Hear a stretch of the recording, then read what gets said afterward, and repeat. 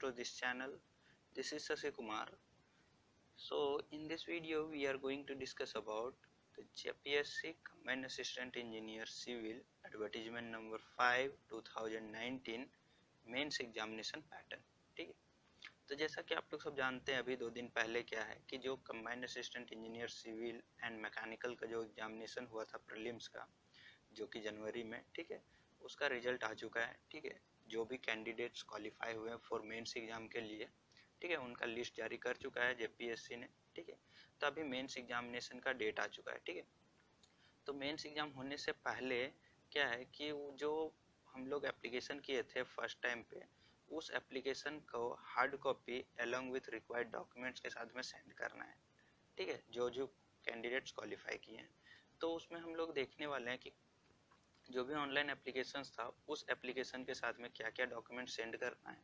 ठीक है, and most important thing कि हमारा जो मेंस एग्ज़ाम है, ठीक है, ये मेंस एग्ज़ाम का क्या पैटर्न होने वाला है। हम लोग मेंस एग्ज़ाम का पैटर्न को क्यों डिस्कस कर रहे हैं, क्योंकि जो हमारा झारखंड मीन्स जेपीएससी का जो मेंस एग्ज़ाम होने वाला है, उसका जो मेंस एग्ज़ाम है वो थोड़ा कन्फ्यूजन टाइप का पैटर्न है। ठीक है, मतलब कि कुछ ऑब्जेक्टिव्स है, कुछ जनरल स्टडीज़ है, ठीक है, कुछ टेक्निकल पोर्शन है, कुछ सब्जेक्टिव है। ठीक है, इस टाइप का थोड़ा कन्फ्यूजन टाइप का ये जो पैटर्न है। ठीक है, तो इसी के लिए मैं इसको डिस्कस कर रहा हूँ।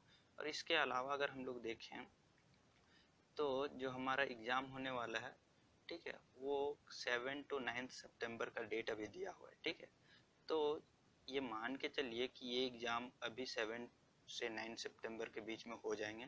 ठीक है, बट मोस्ट प्रोबेबली अभी चांसेस है कि ये डेट एक्सटेंस हो जाए। ठीक है, तो यहाँ पे आप लोग को क्या करना है कि आप लोग का प्रिपरेशन कंटिन्यू रखना है। Don't drop your preparation.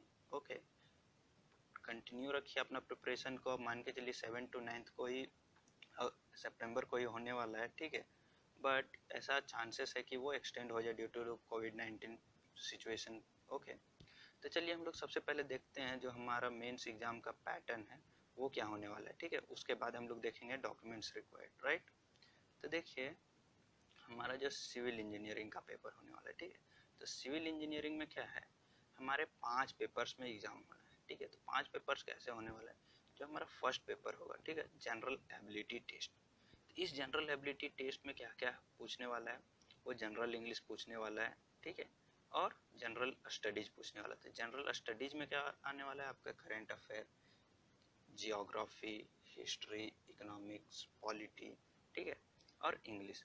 तो इसमें से इंग्लिश का जो वेटेज होने वाला है वो 100 मार्क्स का होने वाला है। That is very very important. ठीक है, एंड नाउ रेस्ट जो 100 मार्क्स होने वाला है वो होने वाला है ये हमारा जनरल, जिसमें से हमारा आ जाएगा करंट अफेयर, जीके।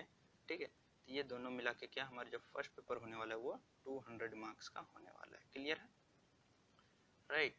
तो ये यहाँ से अगर हम लोग देखें तो जो इंग्लिश है वो बहुत ही मैटर करने वाला है। ठीक है, क्योंकि इंग्लिश का अगर प्रीवियस ईयर आप उठा के देखें तो बहुत ही इजी क्वेश्चंस पूछता है।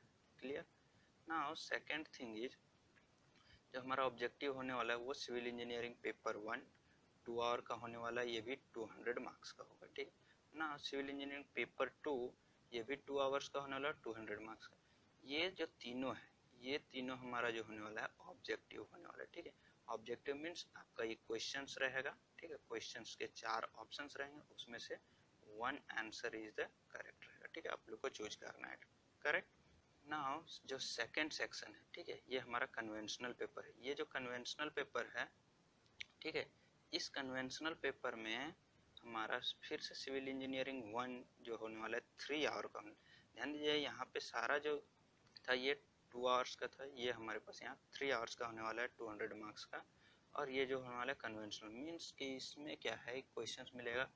ठीक है, उस क्वेश्चन का पूरा एक्सप्लेन करके जैसे हम लोग सेमेस्टर एग्जाम्स में लिखते हैं वैसे लिखना है। ठीक है, सिमिलरली सिविल इंजीनियरिंग पेपर 2 भी होने वाला है 3 आवर्स का और उस 200 मार्क्स का। ठीक है, और ये सारे मार्क्स को अगर हम लोग मिला दें तो टोटल मार्क्स हमारे पास यहाँ हो जाता है कितना, 1000 मार्क्स का। ठीक है, means JPSC combined assistant engineer का जो मेंस एग्जाम होने वाला है टोटल कितना 1000 मार्क्स का होने वाला है। ठीक, 1000 मार्क्स में आप देखिए हम लोग को यहाँ पे क्या समझना है कि सिविल इंजीनियरिंग पेपर 1 क्या है एंड पेपर 2 क्या है। तो इसमें से कुछ समझने वाली बात नहीं है, ये दोनों सिविल इंजीनियरिंग का ही पूरा सब्जेक्ट है। पूरे सब्जेक्ट को क्या किया, 2 पार्ट में बांट दिया, पेपर 1 एंड पेपर 2। ठीक है, चलिए हम लोग देख लेते हैं कि पेपर 1 में कौन कौन सा सब्जेक्ट डाला हुआ है और पेपर 2 में। ठीक है, तो इससे पहले कि ये चीज़ हम लोग देखें, ठीक है, ये तो हमारे सिविल इंजीनियरिंग का पैटर्न था। नाउ हम लोग थोड़ा सा मैकेनिकल का देख लेते हैं, उसके बाद हम लोग सिविल इंजीनियरिंग का पेपर के बारे में देखेंगे। ठीक है, तो देखिए यहाँ पे अगर मैकेनिकल इंजीनियरिंग का जो सिलेबस है और एग्जाम पैटर्न है वो कुछ ज़्यादा डिफरेंस नहीं है, सेम ही है। बस इसमें क्या है कि मैकेनिक सिविल इंजीनियरिंग पेपर 1 जहाँ पे था वहाँ पे mechanical engineering paper 1 and paper 2 होने वाला है। Rest same, examination duration distribution and marks distribution for paper, सारा कुछ यहाँ पे क्या होने वाला है, सेम ही होने वाला है for objective and conventional. Clear, तो ये आप लोग को क्लियर हो गया। नाउ नेक्स्ट है कि हमारा जो पेपर 1 एंड पेपर 2 है, पेपर 1 में कौन कौन से सब्जेक्ट्स हैं एंड पेपर 2 में कौन कौन से सब्जेक्ट्स हैं। ठीक है, चलिए देखते हैं। तो सिविल इंजीनियरिंग की अगर बात करें तो हमारा पेपर 1 में हमारा आ जाता है बिल्डिंग मटेरियल, सॉलिड मैकेनिक्स।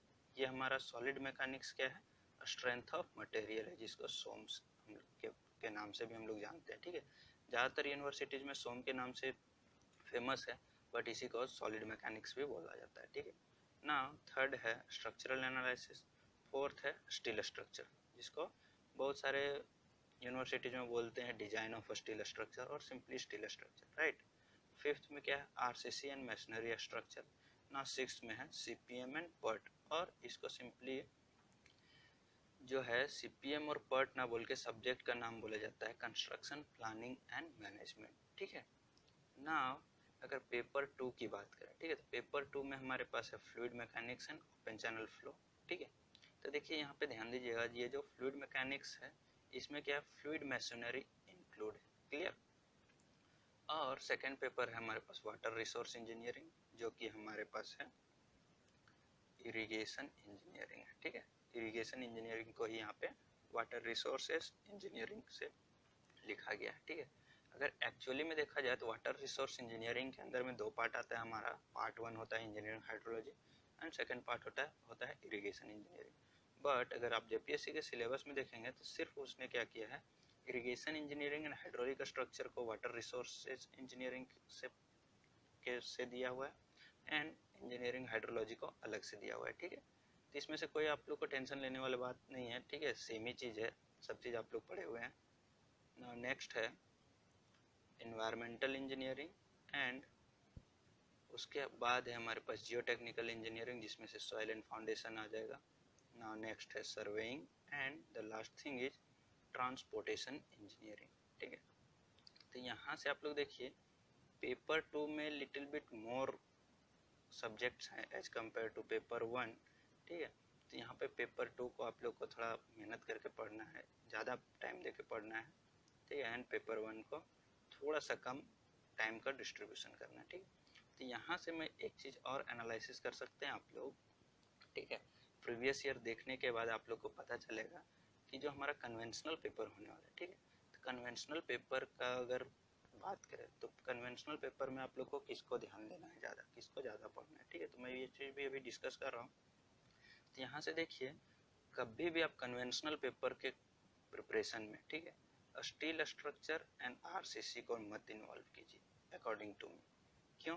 क्योंकि इसमें बहुत सारे डाटा जैसा है जिसको आप लोग को याद करना पड़ेगा। ठीक है, और इतने लंबे लंबे क्या है, जस्ट लाइक डेरिवेशंस, जैसे प्लेट गटर हो गया, ठीक है, आरसीसी का टैंक डिजाइन हो गया, ये काफ़ी मतलब टीडियस टाइप का डिजाइन है। ठीक है, तो इस टाइप के क्वेश्चंस आपको कन्वेंशनल में पूछेंगे, तो ये सब को आप इन्वॉल्व मत कीजिए, क्योंकि वहाँ पे आपको डायरेक्ट क्वेश्चंस जो आने वाले हैं वो क्या ऑप्शनल में मिलेगा, मीन्स 8 क्वेश्चंस दे देंगे जिसमें से 5 अटेम्प्ट करना है।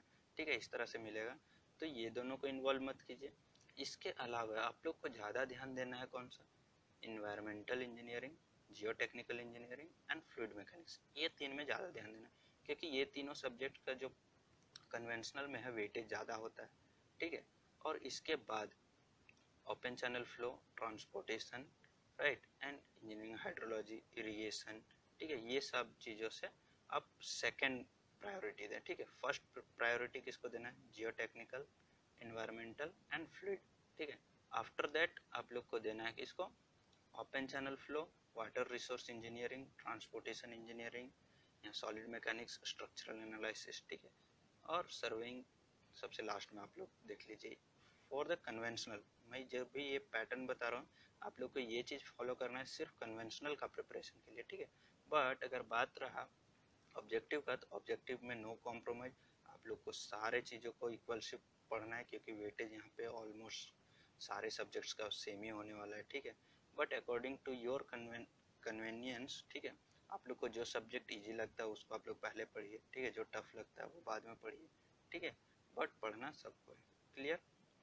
ये हो गया हमारे पास क्या, exam pattern and important topics. Now next हम लोग देखते हैं कि जो भी ऑनलाइन एप्लीकेशंस है उस एप्लीकेशंस के साथ में क्या क्या डॉक्यूमेंट्स आप लोग को अटैच करके सेंड करना है। जिसका अभी नोटिफिकेशन नहीं आया है वो नोटिफिकेशन जल्दी आप लोग को जेपीएससी के वेबसाइट पे मिल जाएगा, ठीक है। तो देखिए, documents along with online application hard copy जो आप लोग को सेंड करना है, उसमें से हमारा पहला है मैट्रिकुलेशन का मार्कशीट और पासिंग सर्टिफिकेट। देखिए, जो 10th का मार्कशीट है या फिर पासिंग सर्टिफिकेट, दोनों में से कोई एक भेज सकते हैं। और आप लोग को ध्यान रहे ये जो भेजना है इसमें date of birth must be mention, यानी कि डेट ऑफ बर्थ प्रूफ के लिए ही वो मांग रहा है मैट्रिकुलेशन का, ठीक है। तो ध्यान रहे कि उसमें आपका डेट ऑफ बर्थ मेंशन होना चाहिए, राइट ना। सेकेंड जो है इंटरमीडिएट पासिंग सर्टिफिकेट, ठीक है, यानी कि 10+2 का जो पासिंग सर्टिफिकेट वो। Now and the third thing is civil और mechanical engineering passing certificate, means BE और बीटेक में जो भी हमारा ब्रांच का, जो भी ब्रांच से इंजीनियरिंग की है या फिर सिविल से या मैकेनिकल से बीटेक किए हैं या बीई किए हैं, ठीक है, तो ये दोनों में से जिस भी डिग्री से आप पास किए हैं उसका पासिंग सर्टिफिकेट मींस डिग्री का passing certificate. Now fourth one caste certificate. अब देखिए कास्ट सर्टिफिकेट किसके लिए है, ठीक है, यहाँ पे ध्यान दीजिए। For residents of Jharkhand who belongs to OBC, SC and ST, ठीक है, मींस ऐसे कैंडिडेट जो झारखंड से बिलोंग करते हैं, ठीक है, एंड वो झारखंड के निवासी हैं, ठीक है, एंड वो बिलोंग करते हैं किससे, OBC, SC and ST category से, ठीक है, तो उसके लिए क्या है caste certificate. Now third one EWS certificate. EWS certificate क्या होता है, इकोनॉमिकली वीकर सेक्शन, ठीक है, जो भी कैंडिडेट इकोनॉमिकली वीकर सेक्शन के कैटेगरी में आते हैं उसको ईडब्ल्यूएस सर्टिफिकेट उसमें अटैच करके भेजना है ना। नेक्स्ट डिजेबिलिटी सर्टिफिकेट, ठीक है, मीन्स ऐसे कैंडिडेट जिनका क्या है फिजिकली हैंडीकैप है, ठीक है, और फिजिकली हैंडीकैप कितना मोर देन 40% है, ठीक है, मीन्स 40% से ज़्यादा फिजिकली हैंडीकैप है तो वो क्या आता है पीडब्ल्यूडी कैंडिडेट्स के अंडर में आते हैं। और वैसे कैंडिडेट्स के लिए रिजर्वेशन रहता है तो उसके लिए भी क्या करना है, डिजेबिलिटी सर्टिफिकेट को भी क्या करना है, जेरोक्स कॉपी उसके साथ अटैच करना है ना। नेक्स्ट है ex army officer, means army certificate, means ऐसे कैंडिडेट जिनके पेरेंट्स या कोई भी सेना में रह चुके हैं तो उसको एज रिलैक्सेशन के लिए क्या है एक्स आर्मी सर्टिफिकेट को भी आप प्रोवाइड कर सकते हैं, ठीक है, अगर आपको एज रिलैक्सेशन चाहिए तो, ठीक है ना। नेक्स्ट है एट्थ में हमारे पास है नो ऑब्जेक्शन सर्टिफिकेट, ठीक है, तो नो ऑब्जेक्शन सर्टिफिकेट क्या है कि अगर आप लोग कहीं पे भी जॉब कर रहे हैं, सपोज दैट अभी एट प्रेजेंट आप कहीं पे जॉब कर रहे हैं तो वहाँ से आप लोग को नो ऑब्जेक्शन सर्टिफिकेट देना है कि अगर आप यहाँ पे अगर इस एग्ज़ाम में को क्लियर कर लेते हैं और यहाँ पे अगर ज्वाइन करते हैं तो जहाँ पे आप पहले से वर्क कर रहे हैं, ठीक है, तो वहाँ पे उस कंपनी को कोई भी ऑब्जेक्शन नहीं लगा सकता है कि आप हमारे कैंडिडेट को आप अपने अंडर में वर्क करवा रहे हैं, ठीक है, तो इसके लिए आप लोग को क्या नो ऑब्जेक्शन सर्टिफिकेट प्रोवाइड करना पड़ेगा। और नेक्स्ट स्पोर्ट्स सर्टिफिकेट, ठीक है, तो क्या है जो भी हैं खेल कूद से बिलोंग करते हैं, ठीक है, तो उन लोग के लिए भी कुछ क्या होता है कि रिलैक्सेशन मिलता है, तो उस केस में भी क्या स्पोर्ट सर्टिफिकेट प्रोवाइड कर सकते हैं। अब देखिए 8th और 9th जो भी हमारा एनओसी है means no objection certificate and sports certificate, ये जहाँ पे एप्लीकेबल होगा वहाँ पे ही आप लोग को फॉलो करना है, देना है, ठीक है, अगर आप लोग उसमें एप्लीकेबल हैं तो ही देना है, ठीक है। तो ये था इस वीडियो का एंड, ठीक है, तो अगर आपको ये वीडियो अच्छा लगा हो तो प्लीज़ इसको शेयर कर दीजिए और इस चैनल को सब्सक्राइब करना ना भूलें। Thank you.